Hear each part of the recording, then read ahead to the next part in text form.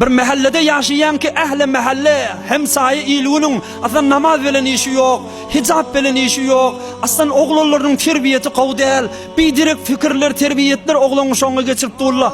Ay erin bilen niyetlep jaýyn göçürýän başga ýerde bir musulman ýere göçýän. Olu kon gadanştaşy. Bir metr bir xiýabanny beýlep göçäge. Jaýym jennetde. Muhacir bolmak gurruny. Ki Türkmen qawmiýetiniň üstünde niçe ýyllar bäri muhacir bolmak, hicret etmek bizim ata-baba kakylamyzda we häzir unaçylyn ba.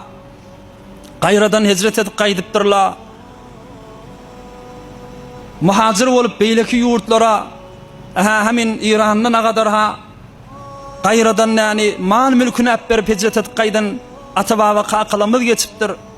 Häzir güneçellin Afganistan ýurduna muhacir bolup da her benne bir ýurtda gezip de dinim imanym dip gezip ya din dip gaýtsan ya aşlyk dip hicret eden ýurdundan. Şolaň sogaby Peygamberimiz aleyhissalatu vesselam aýdypdyr.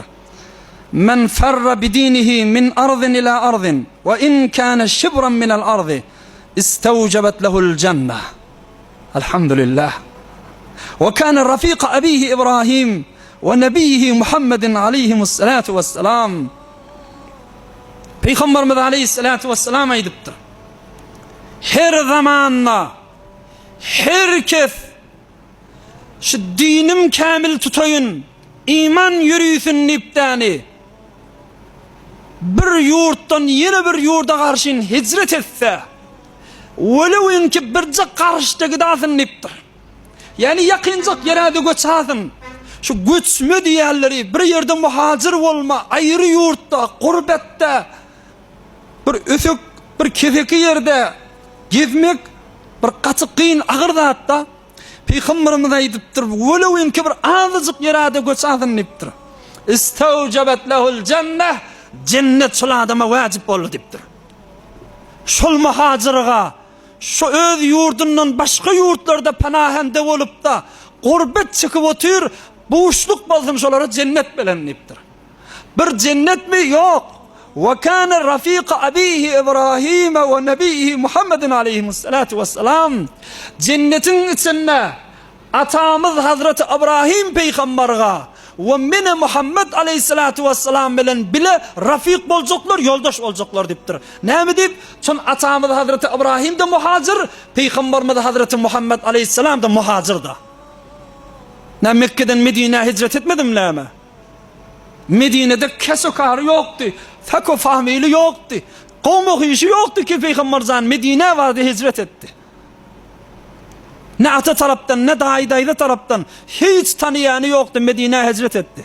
Oturuyan yerine, mahallesine din yürüymeyenlik derekli. Ey Müslüman oğullar kulak asın. Ey ayallı oğullar kulak asın.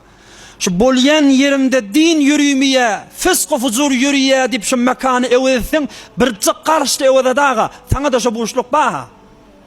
Bir mahallede yaşayan ki ehli mahalle hemsayi ilunun aslında namaz bilen işi yok, hicab bilen işi yok. Aslında oğlanların terbiyeti qavdel, bidirek fikirler, terbiyetler oğlanın şoňa geçirip durla.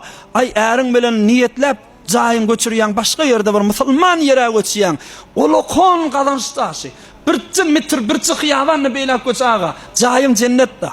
Bir gurbet yerde gezmeli, doğun garyndaşyň artyndan çykyp gitmeli, aňsady işler ahyrim, we boş gitjekler ýok ahyrim.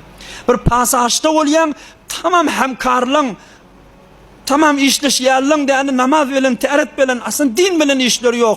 Beterdi diýsen betejap, beterdi diýsen haýa we iffet aralaryna ýok. Asyn tukanyň ödetýän beýrräge göçýän. Ulu kon hicret etdiň daten.